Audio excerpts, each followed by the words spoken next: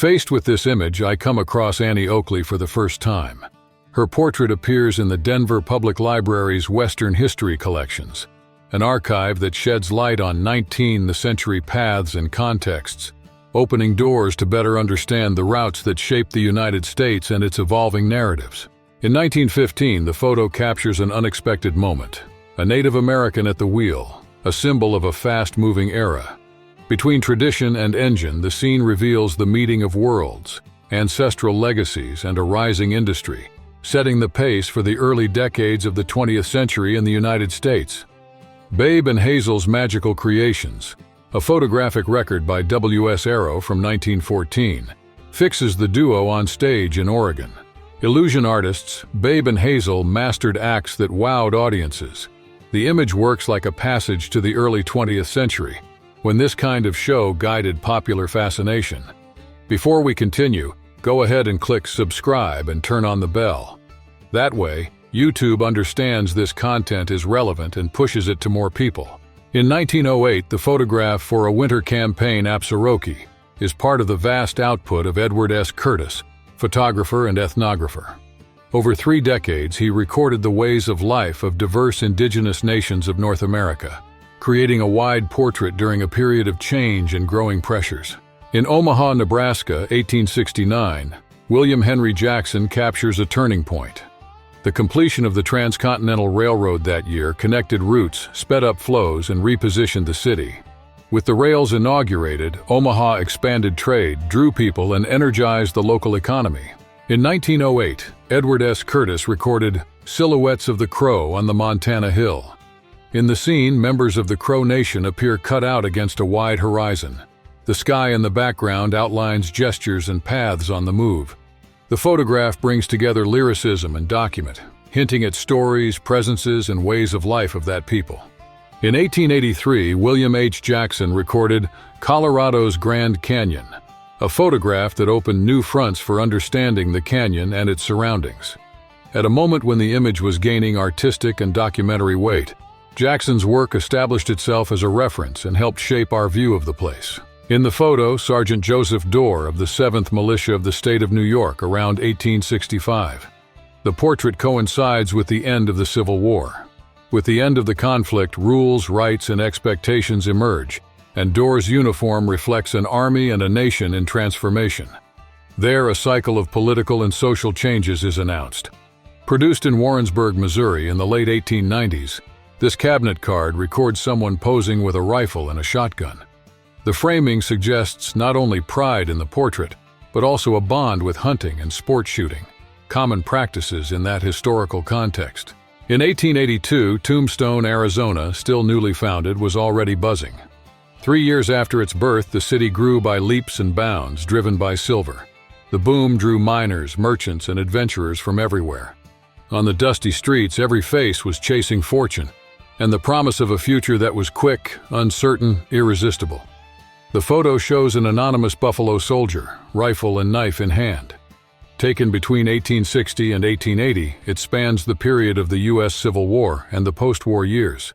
These soldiers, African American, served in cavalry units of the Army, acting in the expansion westward and in the protection of borders, routes, and settlements. In 1899, a photo of the Steveston Saloon in Vancouver captures an everyday moment. Between counters and tables, posters pile up and lead the eye.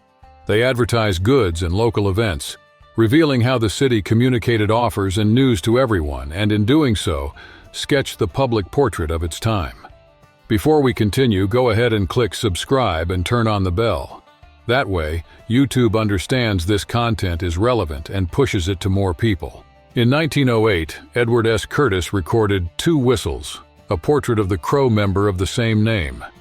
The image is part of his extensive undertaking to document ways of life and traditions of the native peoples of North America in the early decades of the 20th century, creating a visual archive that crosses time. Photographed by Russell, the scene presents a man beside his large family, several wives and many children. The group rests at noon, possibly after the morning's tasks. The image highlights a custom that marked phases of Mormon history: polygamy. In the photo, 2 California lumberjacks pose alongside the crew. The scene takes place amid tree felling, On the ground, a layer of shavings surrounds their boots and reveals the heavy pace of the day. The group's attentive look suggests a pause before getting back to the task. Between marked trunks and loose sawdust, the setting tells the effort made. In 1913, a photograph catches a group of men gathered in front of the XXX Saloon in Castroville, Texas. The scene, frozen in time, suggests conversations, business, and everyday breaks. The framing reveals how saloons worked as meeting points and a barometer of social life in the early 20th century. In The Beauty of the Ranch, the title points to a 1909 image, a woman connected to a ranch, perhaps in the Old West or the countryside. The scene suggests everyday life and resilience. Little by little, the eye draws out the character, who asserts herself in the environment and leads the narrative, creating anticipation about her story. Old West photographs have a way of transporting us through time. Each frame suggests paths, encounters, and silences, as if opening a forgotten door. As we look at these scenes, we see ways of life, territories, and customs emerge, offering concrete clues about that daily life and its changes and how they were transformed. Roland W. Reed, an early 20th century photographer, dedicated himself to portraying indigenous culture in Montana. Throughout his career, in notable works like The Eagle, he sought to faithfully record gestures, rituals, and daily life, offering a careful portrait of the lives and traditions of native peoples of that period. Kirkland, a renowned Old West photographer, recorded in 1880 a portrait of Cheyenne cowboys. The image, now emblematic, preserves faces, clothes, and gestures that tell of the practices and roots of that group in the territory. More than a snapshot, it's a source that sustains memory and broadens our understanding of cowboy culture. Before Yosemite became a national park, Wawona was already calling travelers. In 1881, Carlton Watkins photographed the sequoia, whose fame came from its trunk carved into a tunnel. The cut-through passage allowed people to go through the tree, turning it into a curious route and a symbol of the fascination that drew folks from all over. In 1900, in the province of Ontario, a gesture marked the life of a small community, raising a barn together. Families arrived at dawn, lumber stacked, tools in hand. The rhythm of the swings aligned neighbors and goals. By late afternoon, the structure standing sealed the pact of shared work and sustenance. In 1899, in Concord, Michigan, a photo emerged that records a moment before cars arrived. In it, there's a carriage workshop, the forerunner of future auto shops. The curiosity, the record came to light years later, when it showed up for sale on eBay. The setting suggests the transition that changed transportation in cities. In 1885, Deadwood had already lived for more than a decade under what was considered illegal occupation. The trail starts in 1874, when Custer's expedition revealed gold and brought waves of prospectors to the region. What took root there repeated across the map.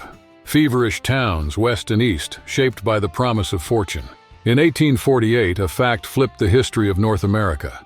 James Marshall, at 37, found gold at Sutter's Mill in California.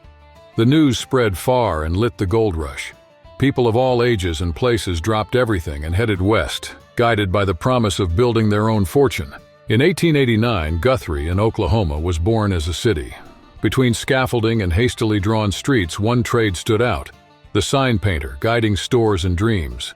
The date marked a turning point. That portion of the territory was officially open to the arrival of settlers of European origin and to the formation of a new community. We've reached the end of our video. Subscribe to our channel and leave a comment if you liked the content. See you next time. The newspapers recorded the end of Texas desperado. John Wesley Hardin, shaped by violence after the Civil War, fell at the Acme Saloon in El Paso when lawman John Selman pulled the trigger on August 19, 1895. That closed a life of escapes, trials, and prison, and with it a chapter of the Old West. Taken in 1907 in the Bolivian Andes, the photo is considered the last portrait of Butch Cassidy and the Sundance Kid. Cassidy sits on a mule. Beside him, Sundance adjusts the saddle. The shot captures the duo's final stretch, already on the run and under constant watch by local authorities and alert informants. In 1907, Emerson Ho highlighted him in The Story of the Outlaw. John Simpson Chisholm, a cattleman since 1854, joined Charles Goodnight and Oliver Loving between 1866 and 1867 to drive herds to New Mexico territory. Later, his ranch sheltered Billy the Kid and the regulators during the Lincoln County War in 1878. Before we go on, hit subscribe and turn on the bell. That way, YouTube knows this content matters and shows it to more people. Born on the San Carlos Reservation, Apache Kid guided U.S. troops in Arizona. In 1887, after a mutiny that ended in gunfire, he was tried, convicted, and escaped during transfer. Hunted by posses and rangers, he roamed Arizona and Sonora for years before vanishing. Reports say he was captured or killed in the early 20th century. Born in Kentucky, John W. Poe moved to Texas in the 1870s, first as a buffalo hunter, then as a lawman. In 1881, at 31, he was hired by the Canadian River Cattle Association to hunt Billy the Kid. On July 14th, he followed Pat Garrett to Fort Sumner, New Mexico, in the action that ended with the Outlaws' death. A former teacher, William Clark Quantrill became a Confederate guerrilla leader and commanded Quantrill's raiders along the Missouri-Kansas border. He led ambushes on Union detachments and towns, staging night raids and looting. Wounded and captured, he died in May 1865. His tactics influenced Frank and Jesse James. Who was the most famous lawman in New Mexico? For many, Pat Garrett, who in 1881 killed Billy the Kid in a darkened room. Among Hispanics, El Fuego Baca stood out. In 1884, he faced off against about 80 white cowboys, enduring nearly 4,000 bullets and sticks of dynamite. After the siege, violence in Socorro calmed down there. Ezra Allen Minor, better known as Bill Minor, spent years in U.S. prisons for horse theft and stagecoach robberies. Freed in 1880, he returned to crime and became known as the Gray Fox. In 1904, in Canada, he carried out the first successful train robbery. He's credited with the phrase, "hands up," now a symbol of the Old West. Known as Bad Man, Billy Brooks was sheriff in Newton and later Dodge City. After controversial shootouts, he gave up the badge. In 1874, he became a driver for Southwestern Stage Company. When the company lost the mail contract, he joined a scheme to plunder rival shipments. Arrested, he was dragged from jail and lynched by a mob on July 29th. After trying to rob a Colorado and Southern train, Tom "Blackjack" Ketchum was captured with his right arm amputated from wounds. Arrested in 1899, he stood trial in New Mexico territory, and on April 26, 1901, was hanged, an episode that toughened railroad protection laws in the American Southwest. A miner in California. Between 1848 and 1855, the gold rush brought migrants from America, Europe, and Asia, and fueled the portrait market. Studios made daguerreotypes and ambrotypes of men with pans and pickaxes to prove their trade, send home, or advertise themselves. Today, such images define the iconography of the Old West. The famous photo said to be of Josie, Wyatt Earp's wife, likely isn't her. Though it appeared on the cover of Glenn Boyer's I Married Wyatt Earp, 1976, and ads placing it in 1880, records show it's actually a 1914 photogravure called Coloma, an example of late commercial reuse. In 1964, Dan Thrapp cemented Al Sieber's legacy in the biography Al Sieber, Chief of Scouts. A German-born Union veteran, Sieber led George Crook's scouts in Arizona during the Chiricahua campaigns of the 1870s-80s. In 1887, wounded in a San Carlos shootout tied to Apache Kid, he ended his career. Not the figure many imagine. The caption, "Mangas, Chief of the Warm Spring Apaches," created confusion with Mangus Coloradus, a 19th century Chiricahua leader. The photo shows his namesake's son, taken by A. Frank Randall in 1886. The Smithsonian holds an albumen copy from General Nelson A. Miles's collection. In 1821, William Becknell opened the Santa Fe Trail, linking New Mexico, then Mexican territory, to the U.S. western frontier. In the following decades, merchants, soldiers, and settlers traveled the route in caravans and shaped Santa Fe. With the railroad's arrival in the 1880s, the trail faded and was abandoned. Dated around 1885, the image known as Cowboys of the Massacre is a cabinet card by Charles S. Baker and Eli Johnston in Douglas, Arizona territory. It shows Texas John Slaughter's cowboys at San Bernardino Ranch, driving cattle along the U.S.-Mexico border. The scene reflects everyday ranch work. Texas Jack John B. Omohundro Jr. made his mark on Chisholm Trail cattle drives. On stage, he celebrated his partnership with Wild Bill Hickok and Buffalo Bill Cody, paving the way for the Western show. In 1877, he founded the Texas Jack Combination. He died of pneumonia in Leadville at 33. In 1908, Cody ordered a gravestone with the wrong age, 39. Around 1865, Tiburcio Vasquez, a Californio, was already feared in the West.